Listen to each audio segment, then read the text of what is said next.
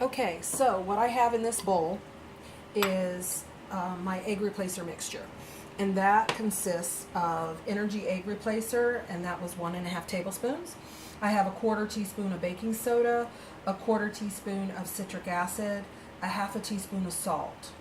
Those were all mixed together in the bottom of this, and then I poured in 6 tablespoons of warm water, and I whipped those up really quick, and I actually ended up with this great mixture that resembles egg whites. I want you to see how that looks. Okay, now once you have that, we're going to add the rest of our liquid ingredients. So we have in here, you can use soy milk if you want, and then you can actually make this 100% vegan, which is awesome. But if you don't necessarily want it to be vegan, you can use other forms of milk. And this is 1 cup of milk, whole milk, and a 1/2 cup of pineapple juice. I love using pineapple in this recipe because it makes it just so moist, and it gives it, I don't know, just a little bit more special flavor. Also, I have 1 cup of safflower oil. It's actually a high oleic organic safflower oil blend. It's blended with avocado oil and also extra virgin coconut oil. Now, this is the brand that I like. I love this brand, and I don't normally use seed oils in everything, but if you use a high oleic seed oil, you're actually going to get the health benefits that are very similar to the omegas that you get in olive oil. The thing about this is, for using for any sort of cooking on the stove, it's a great high heat oil. You don't do damage to the oil, so you're not actually causing yourself any health issues. Also, I don't like to use olive oil in baking sweet desserts because it tends to impart the flavor of that oil, and we don't really want to do that. Now, so we're going to mix that all up. Next, we'll be adding our flour and spices. Okay, in here I have 3 cups of organic I-corn flour. It's a whole grain flour that is actually refined to a very fine texture. It's great for doing cookies and cakes, and it's better than using whole wheat white flour, all-purpose flour, or whole wheat white flour too, because whole wheat white flour can be a little bit heavy. The other thing I have in here is my baking powder, which is 1.5 teaspoons. Okay, I'm also going to add all of my spices. Now, my spices consist of 2 tablespoons, and I did say tablespoons, of cinnamon. And I love this Red Ape cinnamon. It is an awesome quality. And they are actually a local company. They're right here in Eugene, where I live. Also, I have 1.5 teaspoons of allspice and 1 1/4 teaspoons of ginger. That's all going in to the mixer. This is going to take a minute, so just bear with me.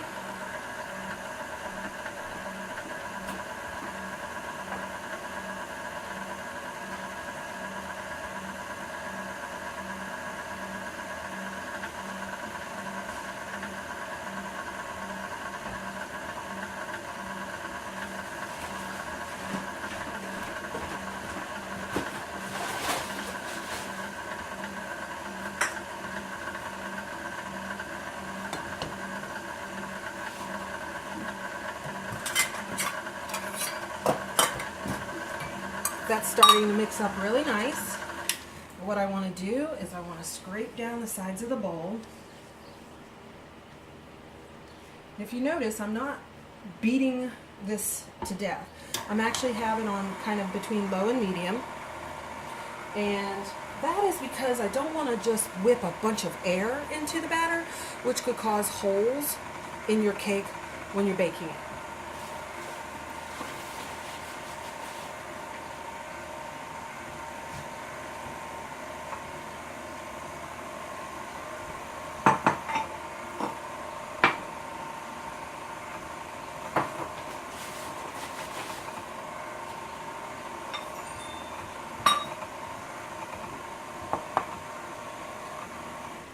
Okay, you'll be able to see that I've got that pretty well blended, but there's no sugar.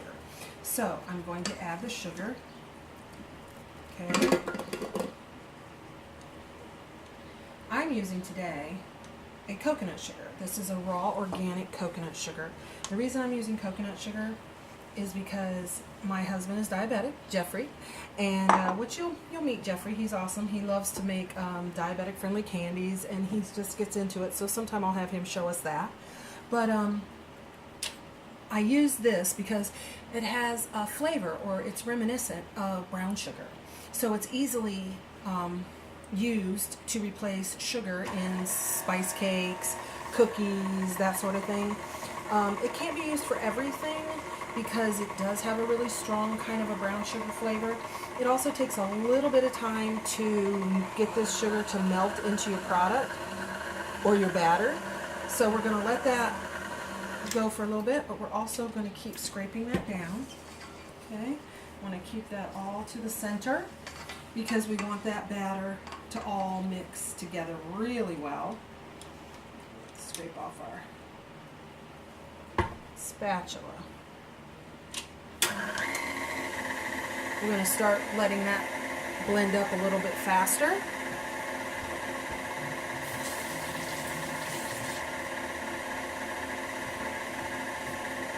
Now, the reason that I chose the egg replacer version this time was because I just enjoy the way that the cakes come out. I also happen to be a little bit low on eggs, so it's kind of a cool thing to have egg replacer in your house.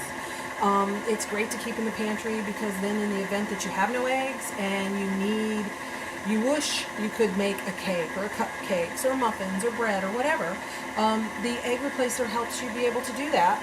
And the trick that I just taught you of whipping it into a frothy sort of egg white formula is my own trick that I developed many years ago before when I first started my bakery and was making all vegan goods. So the salt, the citric acid, and the baking soda all being mixed together with the egg replacer causes a chemical reaction that helps the egg replacer really whip up and turn into a foam. The citric acid is actually to help the preservation of the cake because we're working with all organic ingredients. Our product is not going to actually last quite as long on the counter or whatever as maybe one that's full of all kinds of chemical preservatives. So I love to use citric acid not just to get the foamy texture that I get from the egg replacer, but because it just helps to preserve my dessert just that much longer. It also is a flavor enhancer, and it's 100% natural. There is no concerns over any sort of chemical in the citric acid. Okay.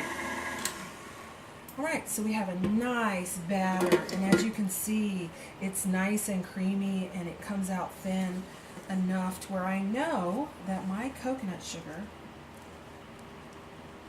has all been whipped and melted into this batter. Okay, so we're going to move on. Actually,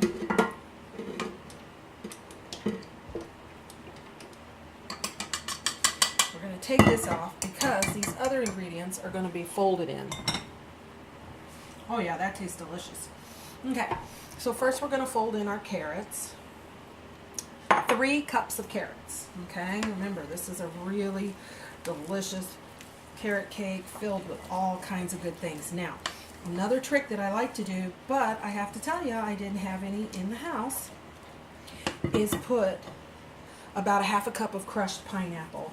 You can put up to a cup, but you really have to make sure all the juice is out because otherwise you're going to have too moist of a cake and it's never going to cook all the way through. Now, I've got 1 cup of nuts, okay? I am using pecans today. Down south we use pecans. Up north they use walnuts. Out here in Eugene they love hazelnuts.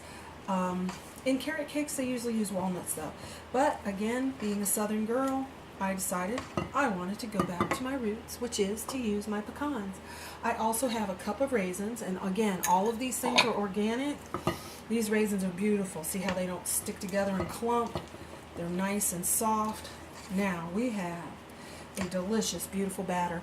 I have to tell you, today is August 7th. It is my baby husband, Jeffrey's birthday, and this is why I'm making this cake. Being that he is diabetic, I have changed his diet. He's such a good boy. He sticks to his diet really well. And so I'm able to make this cake with the coconut sugar, which again I said was diabetic friendly. And then I'm also, in a minute, I'm going to come back and I'm going to make the cream cheese frosting. We're going to use coconut sugar in the cream cheese frosting as well, which will be very interesting. And it will change the color, but I think it's going to be really delicious. So we're going to pour this into a couple of cake pans.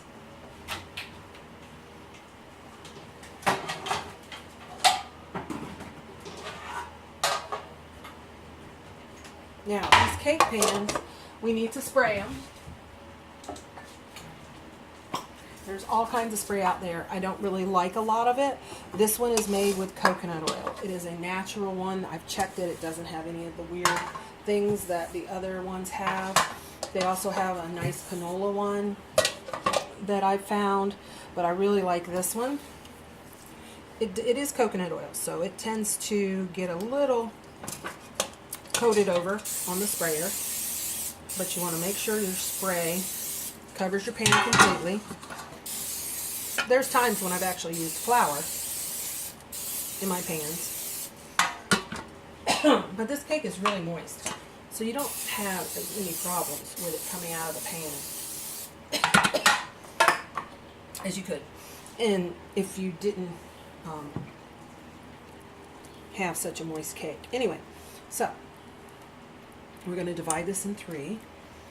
We don't want super thick layers, so we also want to be careful not to overfill our cake pans. We just divide it in thirds, make sure each pan has a proper amount, and if it's not exact, well, excuse me, go back and fix it, which is what we're going to do. Okay, I am a believer in getting every little bit out that I possibly can. Excuse me, I guess I needed a little water because having trouble with allergies lately. Okay, so I noticed that this pan is perfect, and this pan is a little bit light, so we're just going to be very careful. We're not going to dig down to the bottom where the oil is. We're going to take a little extra from that one. We're going to spread it around. I think they're pretty much nice and even. Okay. Taste it. Delicious. Okay. So now we're going to put it in the pan. There's the three pans. Now we're going to put all three pans in the oven, which is, again, preheated.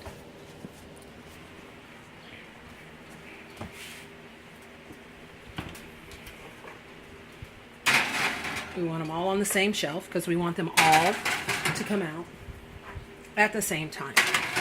This is only going to take, this is 350 degrees, and this is going to take about 30 to 35 minutes.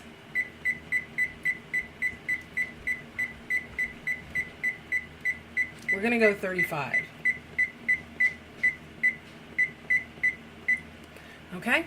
And then we're going to come back and we're going to see how the cakes turn out, and we're also going to make cream cheese frosting.